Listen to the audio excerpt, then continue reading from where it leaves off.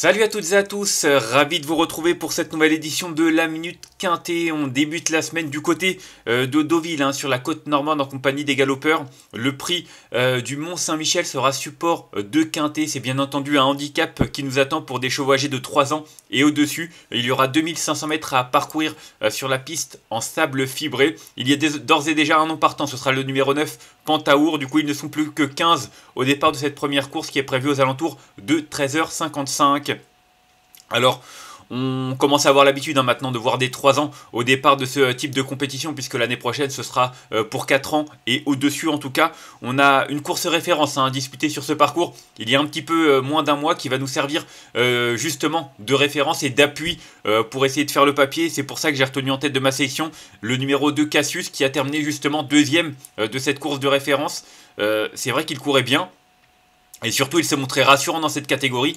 Lui qui avait quand même connu pas mal d'échecs dans les handicaps. Il avait auparavant terminé 3ème d'une course à condition sur ce parcours. Donc voilà, il adore ce tracé. Il a prouvé sa compétitivité en valeur 39. Pour moi, il a la pointure d'une telle épreuve. Il doit pouvoir remporter cet hiver une compétition de cet acabit. Pourquoi pas même dès ce lundi.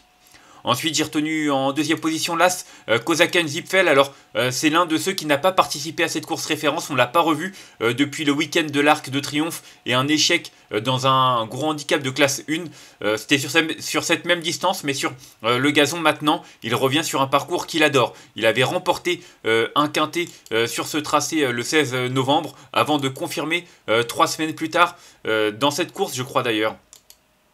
Ouais, c'est ça, le prix du Mont-Saint-Michel, il a terminé deuxième de cette épreuve l'an passé avec 60 kg et demi. Là, il a 61 kg, mais pour moi, c'est pas un problème. René Pitulek qui a fait le déplacement pour le monter. Je suis pas sûr d'ailleurs qu'il ait d'autres montes dans la Réunion. J'ai pas vérifié pour être honnête. Je vais le faire tout de suite. Non, c'est la seule monte qu'il a, donc vraiment, c'est un signe de confiance encore plus fort. Et pour moi, ce numéro 1, Kozaken Zipfel, je vais y arriver, avec de la fraîcheur et sur un parcours qu'il apprécie, je le pense capable de remettre les pendules à l'heure et de jouer les premiers rôles. Ensuite, j'ai retenu en 3ème position le numéro 3. Je reste en haut de tableau. J'ai vraiment l'impression que le haut de tableau tient la corde. Et pour le coup, le numéro 3, Centrical, a également très bien couru dans la course référence puisqu'il a terminé 4ème. Auparavant, il avait réussi à devancer mon favori Cassius sur ce parcours. Alors certes, il y avait 1,5 kg de différence. Il a été battu la fois suivante dans le quintet puisque son rival, avec un peu moins d'écart au poids et même un avantage, lui a réussi à lui tenir la dragée haute. Donc voilà, ils sont quand même indissociables au papier. Pour moi, ce numéro 3, Centrical, il a prouvé justement qu'il était capable de bien faire dans les handicaps après plusieurs échecs également à ce niveau-là, un petit peu comme Cassius. Toujours est-il qu'il a logiquement une belle chance à défendre et il va certainement confirmer ses bonnes dispositions. Ensuite, une nouvelle fois, je suis resté en haut de tableau avec le 4.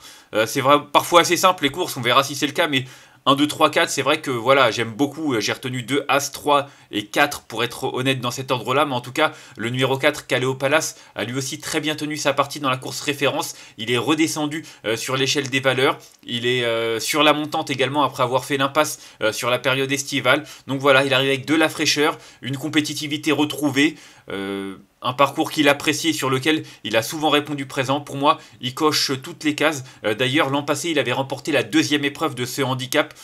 Malgré le fait qu'il soit maintenant bien plus haut sur l'échelle des valeurs, il a prouvé qu'il était encore capable de bien y faire. Et pour moi, c'est également une priorité au départ de ce quintet.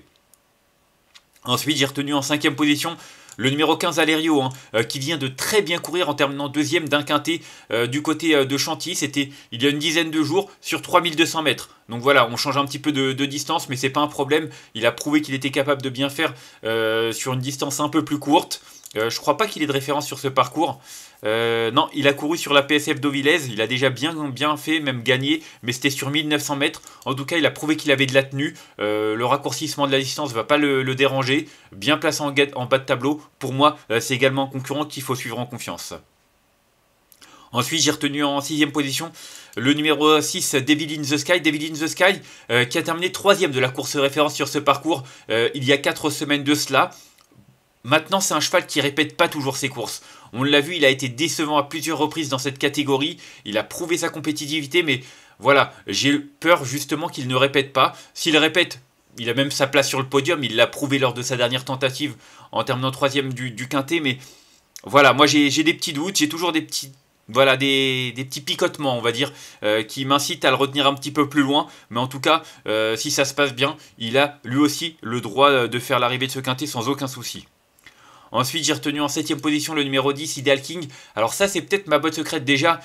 Il dépend de l'entraînement redoutable de Vaclav Lucas, qui ne cesse de s'illustrer. Hein. Il a remporté un quintet il y a quelques semaines de cela. Il a fait l'arrivée avec aussi Siu Pink il y a quelques jours. Donc vraiment un homme qui tout réussit en ce moment. Ideal King, c'est vrai que ses dernières sorties sont pas forcément extraordinaires maintenant. Il a 2 parcours dans les jambes. Il est descendu encore d'1 kilo sur l'échelle des valeurs. Il est pris en 36. Et figurez-vous que l'hiver dernier, le 5 janvier 2023, il avait remporté un quintet sur ce parcours en 36,5. Donc franchement, il y a pas mal de signes avant-coureurs qui laissent penser qu'il est capable de jouer les premiers rôles. Sa dernière sortie, il a beau avoir terminé seulement 9ème, il n'a pas si mal couru que cela. Attention, je trouve que il a vraiment une belle carte à jouer à cette valeur et je serais vraiment pas étonné qu'il refasse surface. Ensuite, j'ai retenu en 8ème position le numéro 16, Star Ecto, pardon. Un poulain très régulier, hein. C'est l'un des rares poulains de 3 ans, ils doivent pas être beaucoup. Non, c'est le seul d'ailleurs. C'est le seul 3 ans qui a tenté sa chance face à ses aînés. Maintenant, j'aime beaucoup l'entraînement de Philippe Saugorbe. Philippe Saugorbe, en général, lorsqu'il fait des choix comme ça, il se trompe rarement. C'est un poulain qui a prouvé sa compétitivité dans cette catégorie, notamment dans le sud-ouest à Toulouse. Maintenant, il découvre cette surface, il affronte ses aînés. Voilà, il y a quand même pas mal de choses qui peuvent le contrarier, même s'il a déjà bien fait face à certains de ses aînés. Là, on change de registre et c'est vrai que, voilà, pour ce quintet, je demande à voir, mais en bas de tableau avec le numéro 3 dans les stalles de départ, ça peut être un coup de poker amusant. Et enfin, en cas de non partant, j'ai retenu le 14, Lofsongur Island. Je la voyais gros la dernière fois. C'est vrai qu'elle avait 2 courses dans les jambes, elle avait très bien couru à chaque fois. Elle a certes seulement fini 7ème du quintet référence. Maintenant, son entraîneur, au lieu de lui mettre les œillères australiennes, lui met les œillères normales. Est-ce que ça peut jouer un rôle? Peut-être. On sait que parfois ça tient pas à grand chose une performance pour un cheval. En tout cas, elle a prouvé qu'elle pouvait bien faire dans cette catégorie à une valeur supérieure et sur ce parcours. Donc attention, je pense qu'il faut lui accorder une seconde chance. Et même si c'est juste un regret, n'hésitez pas à la retenir dans un short rugby. Clairement, il ne faut pas la sous-estimer. On va faire un petit récapitulatif de ma sélection avec le 2 que j'ai retenu devant l'As, le 3, le 4, le 15, le 6, le 10 et le 16. Et en cas de non partant, le numéro 14. On va faire un petit conseil de jeu. Écoutez, je vous l'ai dit, pour moi le haut de tableau est vraiment très bien placé. 1, 2, 3, 4. Voilà, même si j'ai retenu dans l'ordre 2 As. Pour moi, ce sont vraiment 4 concurrents qui méritent un large crédit. Même le 15, hein, Alerio. Honnêtement, j'aurais peut-être même tenté un 5 ou 6 chevaux dans cette compétition. Parce que voilà, s'il y en a un qui venait à décevoir, mais j'ai vraiment l'impression qu'on a quand même pas mal de candidatures qui offrent des garanties. Donc voilà, et même la course référence m'a l'air très solide. Donc j'espère que ce sera une confirmation. En tout cas, moi je vous remercie de m'avoir suivi pour cette nouvelle édition de la Minute Quintet. Si vous avez aimé cette vidéo, n'hésitez pas à la liker, à la partager ou encore à vous abonner à notre chaîne YouTube en cochant la petite cloche pour être au courant des prochaines vidéos. Demain, vous aurez le résultat de notre tirage au sort par rapport au Quintet Plus de dimanche. Il y a tirage au sort, on verra qui gagne. On n'a pas encore le résultat au moment où cette vidéo est tournée. En tout cas, moi je vous souhaite une excellente journée et de bons jeux à tous. Bye bye.